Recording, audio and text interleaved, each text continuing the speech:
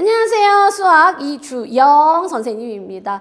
자, 우리 학생들이 고3 들어와서 여러 모의고사를 치렀지만 이 수능과 동일한 출제 기간에서 출제한, 그리고 또 재수생들이 합류돼서 함께 치러진 사실은 가장 중요한 모의고사였죠. 네, 6월 평가원이 얼마 전에 드디어 치러졌습니다. 학생들도 다른 모의고사들과는 달리 조금 부담감을 가지고 시험을 좀 봤을 것 같고요. 또 학부모님들께서도 시험 문제가 어떻게 나왔는지, 또 수능을 어떻게 예측할 수 있는지, 우리 아이 이 점수면 괜찮은 건지, 아니면 방향성을 앞으로 어떻게 설정하여 공부를 해야 되는지 궁금한 사항들이 굉장히 많으실 것 같아요. 그래서 제가 오늘 6월 평가원 시험에 대한 분석 설명드리고요. 앞으로의 방향성까지도 한번 도움 드릴 수 있는 시간 가져보도록 하겠습니다. 자, 일단 범위 점검부터 한번 드릴게요. 자, 6월 평가원 시험 공통 부분은 수학 1과 수학 2 전범위로 출제가 되었고요. 확률과 통계, 미적분, 기하 선택 과목들은 보통 선택 과목들이 큰 대단원, 3단원으로 되어 있습니다. 그런데 2단원 정도까지가 시험 범위로 출제가 되었어요. 제가 이제 이 부분을 말씀드리는 이유는 공통 부분은 수능과 범위가 동일하기 때문에 이 점수에서 뭐 큰 차이가 없을 수도 있다라고 받아들이실 수 있겠지만, 선택 과목 같은 경우는 원래 범위가 좁으면 문제 유형들이 조금 더 디테일하게 나오기 마련입니다. 그렇기 때문에 아직은 이 선택 과목 점수를 우리 아이의 확정된 점수다, 이 정도 실력이구나 판단하기에는 범위가 전범위가 아니라는 점 감안해 주시면 좋을 것 같아요. 또 이렇게 보면 확통 같은 경우는 유독 마지막 3단원 통계를 힘들어하는 친구들이 있고요. 미적분 같은 경우도 마지막 3단원 적분 부분을 유독 힘들어하는 친구들이 있습니다. 이런 친구들 경우에는 조금 이 마지막 3단원을 잘 잡아놓지 않으면 실제 시험에서는 조금 이번에 받았던 6월 점수보다는 조금 또 떨어질 가능성이 있다라는 그런 부분들을 좀 감안해서 준비를 미리 해야 된다라는 부분들 생각해 주시면 될 것 같아요. 문항 분포는 예년과 동일하게 비슷하게 나왔습니다. 원래가 이 수능이라는 시험이 어떤 특정 단원에서 몰아잘 나오지 않아요. 네, 그래서 골고루 문제가 이렇게 잘 분포되어서 출제되었다는 점 보실 수 있겠습니다. 자, 그치만 무엇보다도 가장 궁금한 건 맞아요, 예상 등급 컷일 것 같습니다. 6월 5일 EBS 기준으로 제가 조사를 좀 해봤는데요. 요건 아직 확정되지 않은 어디까지나 예상 등급 컷이라는 점 감안해 주시면 좋을 것 같아요. 자, 확률과 통계 선택 과목의 경우 현재 1등급 컷이 92점, 92점이면 4점짜리 문제 2개, 딱 2개 틀리면 1등급 받을 수 있었다, 이렇게 보시면 돼요. 2등급은 84점 정도, 3등급은 76, 4등급, 5등급 이렇게 배정이 돼 있습니다. 예상이기 때문에 한두 문제 정도의 등급 위아래로 한두 문제 막 그렇다고 해서 10점씩 떨어지는 일은 거의 드물고요. 한두 문제 정도에 왔다 갔다는 할 수 있다는 점 봐주시면 좋을 것 같아요. 자, 미적분 같은 경우는 1등급 87, 2등급 79, 3등급 71점 정도로 이렇게 분포되어 있습니다. 이번 시험의 가장 큰 특징이라고 할 것 같으면 아마 이미 기사나 아니면 매스컴 보도로 많이 또 찾아보신 분들도 계실 수 있을 것 같은데, 그렇죠, 시험 문제가 많이 쉬웠다라는 반응들이 쏟아져 나오고 있어요. 근데 또 시험이 쉬웠다고들 하는데 또 아이가 점수는 오른 것 같긴 한데 생각보다 등급 것 자체도 높게 책정이 되었기 때문에 생각보다 등급은 또 그렇게 뭐 그대로 유지가 되던가 혹은 또 조금 떨어져서 나왔다던가 이런 친구들도 있을 것 같습니다. 자, 그럼 또 궁금하신 거, 정말 쉬운 시험이었느냐, 그 쉬운 시험인데 우리 아이는 왜 100점을 못 맞았느냐, 자, 그런 내용들 디테일하게 더 살펴보도록 하겠습니다.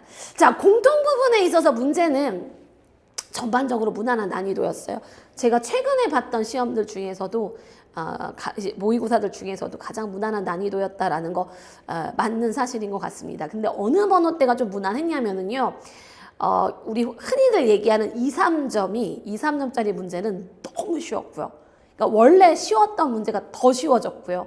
그 다음에 조금 준킬러라고 부르는 문제 수가 줄어들었어요.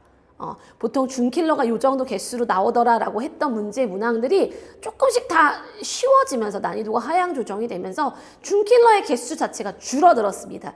그러나 우리가 흔히 얘기하는 킬러 문제들 있잖아요. 여전히 우리 아이들에게 제한된 시간 안에서 문제를 풀기에는 아무리 시험이 쉽게 나왔다 하더라도 그 킬러 문제의 번호들은 사실 쉽지 않은 것은 사실입니다. 그치만 역대 킬러 문제들과 또 이렇게 사이즈를 비교했을 때는 킬러 문제 자체도 그렇게까지 생각을 못하거나 공부해도 이 문제는 절대 맞출 수 없다던가 그런 문제가 나오진 않았다는 사실. 그렇기 때문에 1등급 컷이 막 92라던가 88 이렇게 또 책정이 되는 거기도 하거든요. 그래서 전체적으로 문제가 난이도가 좀 쉬워진 거는 맞으나 그렇다고 해서 막 킬러 문제가 너무 쉽게 쑥쑥 풀릴 정도의 문제들이 출제된 건 아니었다는 사실.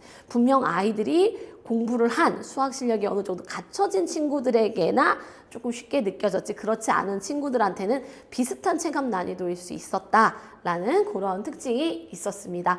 자, 두 번째는 선택 과목인데요. 최근 이슈가 이제 미적분이 아무래도 양이 많고 내용이 어렵다 보니까 우리 흔히 확통론이라고 하죠. 이과 친구들도 확통을 보고 갈 수 있는 대학들이 늘어나면서 많은 친구들이 확통으로 많이 돌리는 그런 모습들을 볼 수가 있었습니다. 그렇기 때문에 확통 같은 경우는 제가 봤을 때는 조금 어려워졌어요. 저는 이번 공통, 확통, 미적 토탈에서 가장 어려운 문제를 하나 뽑으라고 하면 확통 28번을 뽑을 것 같습니다. 시험 시간 안에 절대 생각하기 쉽지 않은 사이즈의 문제였어요. 그러니까 이렇게 좀 확통은 난이도가 좀 어려워졌다라는 거 볼 수가 있고요. 오히려 그에 반면에 미적분은 물론 미적이 힘든 친구들, 수학이 어려운 친구들한테는 여전히 어려운 과목이 미적분이겠지만 예년들의 킬러 문제 난이도하고 비교를 했을 때는 좀 많이 쉬워진 느낌입니다. 사실 미적분이 많이 어렵게 나왔을 때는 아이들 미적 수업을 지도하면서도요. 미적을 너 무조건 미적 다 맞겠다 야 이렇게 보내는 학생 수가 거의 드물어요. 보통은 너무 어렵게 나오기 때문에 야, 네가 이렇게 해도 30번 하나는 안 될 수도 있어 라는 이야기들을 미리 예방 차원에서 하고 보내곤 하는데 시험 문제가 이번 미적분 같은 경우는 그 정도 난이도는 아니었습니다. 그러니까 충분히 시간을 들여서 공부를 하면 미적분 역시도 다 맞을 수 있는 그 정도의 난이도의 문제로 나왔다. 아무래도 많은 학생들이 확통론 하는 현상을 좀 인식한 출제 분위기가 아니었나라는 그런 생각이 들었습니다. 자, 그 다음 세 번째, 계산이 많은 문제는 좀 이제 확실히 줄어들었고요. 작년 같은 경우는 계산량이 많은 문제도 상당히 많이 등장을 했거든요. 근데 확실히 계산량이 많은 문제보다는 원리라던가 사고력 중심의 그런 문제들이 출제되었다라는 것이 이번 6월 평가원 큰 특징이다. 이렇게 봐주시면 되겠습니다. 시험이 쉬웠다고는 하지만 그래도 우리 아이의 점수 혹은 등급이 마음에 아직은 들지 않으신 학부모님들 꽤 많으실 것 같아요. 무엇이 문제냐라고 보면 그러니까 1, 2등급이 목표인데 여전히 3, 4등급대에서 고전하고 있는 친구들의 대부분을 보면은요. 일단 아직은 1학기 내신까지 챙겨야 되기 때문에 너무 내신에만 매몰되어 있는 경우들이 많아요. 내신 수학은 수학 학습의 특성상 가장 핵심 내신을 준비하는데 가장 핵심 키워드는 반복입니다. 반복. 근데 이 반복 학습이라는 게 장단점이 있어요.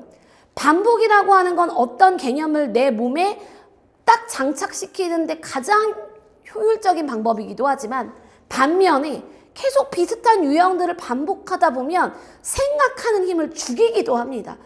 그러니까 내신 수학을 준비하는 이 반복학습이라는 것이 어떻게 보면 수능에서 필요로 하는 사고력 부분에서는 훈련하는 데 도움이 크게 안 될 수도 있는 그런 부분들이 좀 있다는 거예요. 그래서 우리 고3 친구들 제가 만나보면 내신에 굉장히 집중하고 있는 친구들 보면 2, 3점짜리 문항 혹은 이렇게 시험이 쉽게 나오면 기본적인 문제들까지는 잘 맞추지만 그 사고력을 필요로 하는 그 한 큐가 모질라서 3등급이 되는 친구들이 굉장히 많거든요.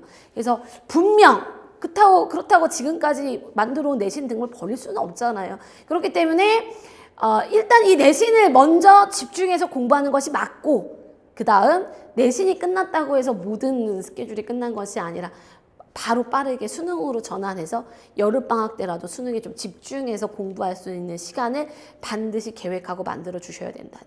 근데 대부분 학생들 제가 이렇게 지켜보면 내신에 매몰되어 있는 친구들이 또 대부분 2학기 때는 수능을 준비해야 된다는 걸 또 알고는 있는데 또 수시를 쓰느라 정신이 없어가지고 또 집중을 못하는 경우도 굉장히 많거든요. 그리고 원래 아이들 마음이 그래요. 이렇게 학교를 원서를 쓰고 나면 마음이 붕 뜹니다. 아직 합격증을 받은 것도 아닌데 마치 내가 합격한 것 마냥 공부에 집중하기 힘들어하는 친구들 되게 많아요. 그렇기 때문에 그런 부분들에 대해서 미리 사전에 계속 여름이 중요하다. 여름에 해야 된다. 네가 지금 다 끝난 게 아니다.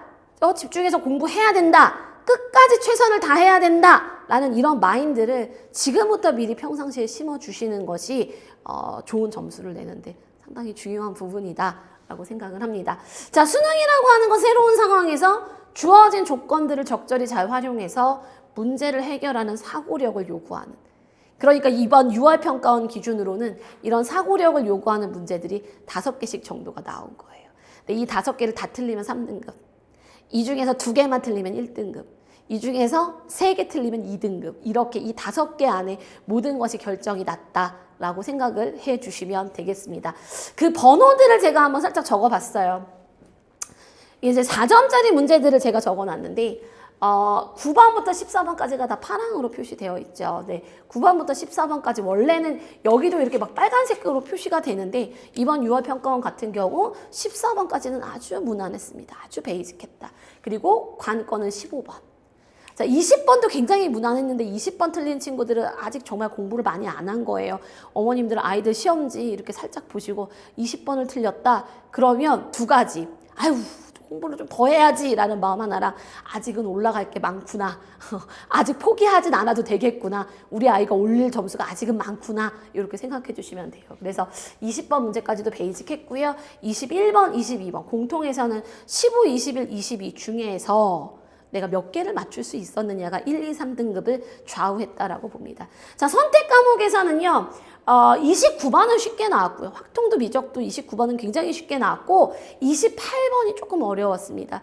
그리고 이제 30번. 그런데 확통 92점 맞은 친구들은 확통 같은 경우는 30번은 다 맞은 친구들, 30번은 무조건 맞추고 갔어야 됐고요. 틀려도 28번 하나 정도, 혹은 객관식이기 때문에 또 운이 좋게 찍어서 맞춘 친구들도 있었습니다. 그래서 이렇게 난이도가 나왔다라고 보시면 돼요. 이런 빨간색 번호들, 와 5개 그거 왜 우리 아이는 남들은 2개만 틀린다는데 왜 3개 틀렸어요? 4개 틀렸어요? 라고 물으신다면 이게 조건 해석이 안 되거나 그 다음에 문제를 해결하는 사고력 부분에 결여될 수 있다. 그래서 아직은 그런 부분이 힘들 수 있다.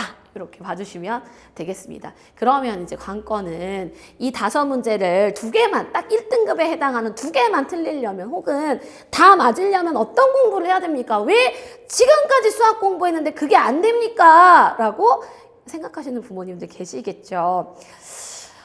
이 부분이 이제 제가 제일 강조드리고 싶은 부분인데 사실 6월쯤 돼서 가장 조심해야 되는 단어, 키워드를 뽑자면 조급함입니다. 조급함이에요. 물론 1월부터 시작해서 아이들이 현장 수업, 온라인 수업 다들 진행을 하고 있겠지만은 사실 이 고3 친구들이 1월부터 준비를 했다라고 했을 때 이제 겨우 수능 실전 개념, 그러니까 수능에는 이런 게 나오고 이런 게 나오면 이런 생각을 해야 돼 라는 걸 한 바퀴 정도 돌렸을 가능성이 큽니다. 혹은 공통 한 바퀴 어떤 문제가 나온다라는 유형들을 파악하고 선택 과목이 이제 새로 나가는 친구들이 꽤 있었을 테니까요. 선택 과목에 집중할 시간이었어요. 아직 우리 아이들이 막 기출문제며 모의고사며 이런 사고력을 키울 수 있는 문제를 약간 문제 양적으로 체급을 키울 수 있는 시간을 아직은 갖지 못했습니다. 근데 그래도 예를 들어서 3등급은 나온다, 2등급은 맞았다라고 하면 그동안의 과정을 아이가 성실히 잘 수행한 거예요. 그러니까 뭐 실적 개념들을 돌렸지만 그걸 얼마나 내 걸로 잘 흡수하느냐에 따라서 아이들이 문제가 응용이 되어서 나왔을 때 맞추는 친구들도 분명히 있거든요. 근데 혹은 아직 점수가 나왔지 않았다 하더라도 아직 많은 기출문제와 많은 모의고사 문제를 푼 것이 아니기 때문에 이것이 수능 점수겠지라고 생각을 해주시면 안 됩니다. 그러니까 저는 정말 단호하게 말씀드릴 수 있는데 벌써 수학을 6개월이나 했는데 아직도 점수가 이러면 수능도 뻔한 거 아니겠어요? 라고 생각하시는 분들이 있으시더라고요. 수학은 어머니 그렇게 빠르게 점수 상승을 이뤄낼 수 있는 과목이 아닙니다.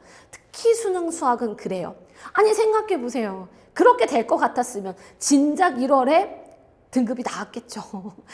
수학이 어려워서 절 찾아오지 않으셨겠죠. 그죠? 그렇기 때문에 물론 조급한 마음이 드는 부모님들의 마음은 충분히 이해가 되지만 아직은 조금 더 점수를 기다려 주십사 부탁을 드리고 싶습니다.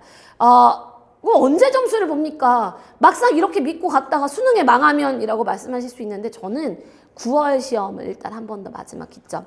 9월 시험.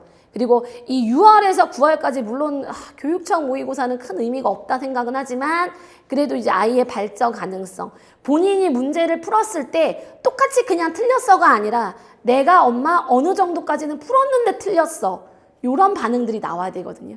그냥 틀렸어가 아니라 내가 요 정도까지는 엄마 풀었는데 여기서 답을 못 냈어. 이거랑 아예 손도 못 댔어랑 다르거든요. 그러니까 이런 좀 아이가 어쨌든 문제를 열심히 풀고 학습해 가면서 수학에 대한 자신감이 조금씩이라도 생기고 있다라고 하면 이건 방향성이 맞게 가는 것이니 조금 기다려 주시는 것이 맞다라는 말씀 드리고 싶어요. 자, 그리고 이 영상 보시는 부모님들 중에서 지금 선생님이 하는 얘기가 너무 별나라 얘기다. 별나라 얘기다. 우리 아이는 저 근처도 못 간다. 4등급, 5등급인데 수학을 버리는 게 맞느냐. 이런 말씀 좀 드리고 싶습니다. 제가 6월이 좀 쉽게 나왔거든요. 근데 사실 저는 이렇게 생각을 해요. 9월은 6월보다는 조금 더 어렵게 나올 것 같고요. 수능은 6월과 9월의 그 중간 어딘가쯤을 맞추지 않을까 생각을 하고 있어요. 갑자기 확 어려워지는 건 아니고 6월의 기조대로 가되 조금 더 어렵게, 그러니까 9월 그리고 그 사이 어딘가쯤이 수능이 되지 않을까라는 생각을 하는데, 그럼 어쨌든 이런 분위기로 준킬러의 개수가 줄어서 시험이 9월도 출제되고 수능도 출제된다면 지금 4등급, 5등급인 친구들이 절대로 포기하면 안 되는 해가 올해입니다. 올해예요. 그러니까 작년이랑 예년, 재작년 같은 경우는 기본적인 것만 풀어도 맞출 수 있는, 그러니까 틀리는 문제가 많았어요. 기본적인 것들만 학습한다고 해서 어머님 되지 않습니다 라고 말씀을 드렸던 반면에, 이렇게 문항이 출제가 된다면 기본적인 것들만 할 줄 알아도 점수가 큰 폭으로 상승할 수 있는 시험이라고 보거든요. 그러니까 이번 당장 6월 시험도 아마 수학이 그동안 4등급, 5등급인데 포기하지 않고 찬찬히 쉬운 것부터라도 준비를 해온 친구들은 벌써 이번 6월에도 점수 오른 친구들이 많을 거예요. 그렇기 때문에 현재 4등급, 5등급이라도 절대로 포기하면 안 되는 수능 수학 시험이 올해라는 거. 그 부분을 반드시 기억해 주셨으면 좋겠습니다. 자, 저희 수업은 지금 현재 이제 현강에서 기출 수업을 진행하고 있습니다. 재출제 가능성이 높은 기출 문제들을 제가 직접 엄선해서요. 문제마다 혼자서는 체크하기 어려운 출제자의 의도 파악, 이런 것들을 너희들이 이 문제에서 공부해야 돼. 이런 분석들을 수업 시간에 진행하고 있습니다. 시험장에서, 그러니까 제 시각 말고 선생님의 시각으로 멋진 풀이보다는 직접 학생이 시험장에서 생각해낼 수 있는 그런 풀이들, 그리고 좀 더 쉽게 푸는 효율적인 풀이들, 그러니까 가능한 한 풀이들을 좀 많이 보여주려고 풀이 방법들을 제시하고 있는 그런 수업이고요. 개념 공부를 했음에도 좀 이렇게 틀리는 문제들의 원인들을 제가 좀 짚어주면서 아이들이 좀 커버할 수 있는 그런 문제예요. 시중에 기출 문제집들이 정말 많이 나와 있습니다. 기출 문제집 정말 많이 나와 있고, 기출 공부야말로 개념 수업이 아닌데, 수학의 새로운 개념을 배우는 게 아닌데, 기출 수업이야말로 혼자서도 이제는 할 수 있는 거 아니냐, 공부는 이제 너가 하기 나름인 거 아니냐라고 생각하시는 부모님들도 가끔 계시는데, 이게 효율성이 달라요. 물론 혼자 가서 가능합니다. 가능할 수 있겠지만 효율성이 달라요. 무슨 얘기냐면, 이런 수많은 기출 문제집, 일단 첫 번째 문제수가 되게 많이 수록되어 있습니다. 저도 제 기출 문제, 개인기 교재를 만들면서 시장 조사를 해봤지만 2,000 문제, 3,000 문제 담겨있는 기출 문제들이 너무너무 많아요. 근데 우리 아이들이 그걸 수능 때까지 완벽하게 내 걸로 만든다? 불가능합니다. 수학만 하면 되는 친구 아니고서는 100% 불가능합니다. 저는 수1 한 150문제, 수2 한 140문제 정도로 제가 엄선을 했어요. 딱 지금 수능 준비하는데 필요한 기출들로만, 그러나 아이들이 많이 틀리는 문제들로만 엄선을 해서 수업이 진행을 합니다. 그렇기 때문에 확실히 그 효율성의 면에서 굉장히 뛰어난 효과를 조금 보여주고 있고요. 그 다음에 풀이를 어머님, 수학 풀이는 눈으로 해설지를 읽는 게 시간이 어마무시하게 걸립니다. 모의고사 같은 거 보면 평가원에서 해설지 나오잖아요. 수학 강사인 저도 그 해설지 보고 싶지가 않아요. 그냥 생각해서 푸는 게 낫지 읽고 싶지 않게끔 수학을 글로 설명시킨다는 건 굉장히 힘든 일입니다. 근데 아이들이 그걸 혼자서 어려운 문제들을 그 해설지를 잡고 읽어가면서 공부를 한다? 아마 굉장히 많은 시간이 또 소요가 될 겁니다. 불가능한 얘기는 아니에요. 그렇지만 시간이 많이 걸릴 거라는 이야기죠. 그랬을 때 선생님의 강의를 들으면 훨씬 더 이해가 빠릅니다.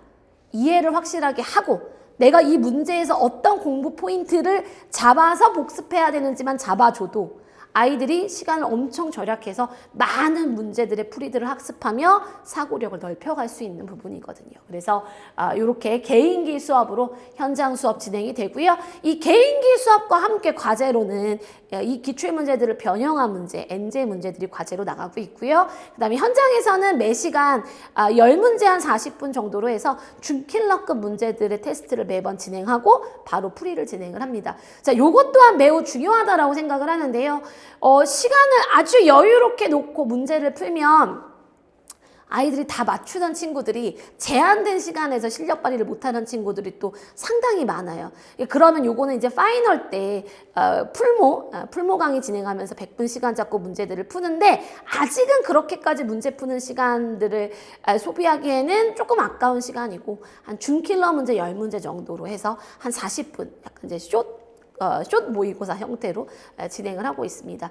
요거는 시간 제한 안에 아이디어들을, 개념들을 끌어내서 계속적으로 연습, 훈련하는 그런 훈련들을 하는 거기 때문에 분명 본 시험에서 굉장히 강한 힘을 발휘할 거라고 생각이 듭니다. 자, 요 수업 이후에는 이제 더 많은 엔제와 파이널 모의고사 이런 수업들로 진행이 될 예정이에요. 잘 안 보이네요. 현장은 요거 뭐 클리닉 진행하고 이런 거는 기존에 진행했던 수업들과 동일하게 계속 진행이 되고요. 뭐 역시 이러한 테스트 과제, 복습 영상, 클리닉 이런 것들 다 진행하고 있고요. 자, 이제 절반이 왔습니다. 이 절반이 남은 시점에서 무언가를 결정하기에는 아직 조금 이르고요. 그렇다고 마냥 손 놓고 놓게 기다리기에는 또 좀 마음이 아주 조급한, 그래서 제가 조심해야 되는 단어가 조급함이라 그랬잖아요. 네. 그치만 요 시기를 이제 잘 방향성을 설정해서 조금만 기다려 주시면 우리 아이들 현장에서 또 다 열심히 하고 있거든요. 제가 그 한 명 한 명 다 지켜보고 있습니다. 한 명 한 명 뭔가 좀 힘들다 싶을 때는 제가 부모님들께 바로 연락을 드려요. 근데 제 연락이 따로 없다는 건 아이들 정말 잘하고 있다는 거거든요. 그러면 조금만 옆에서 응원해 주시고 격려해 주시면 앞으로 보는 모의고사들에서 점점 더 큰 성장을 이뤄낼 거라고 생각합니다. 아이들 옆에서 정확한 이런 분석 및 방향 제시로 아이들이 되도록이면 시행착오 겪지 않고 좋은 점수로 바로 갈 수 있도록 최선을 다해서 지도하도록 하겠습니다. 이상 수학 이주영 선생님이었습니다. 감사합니다.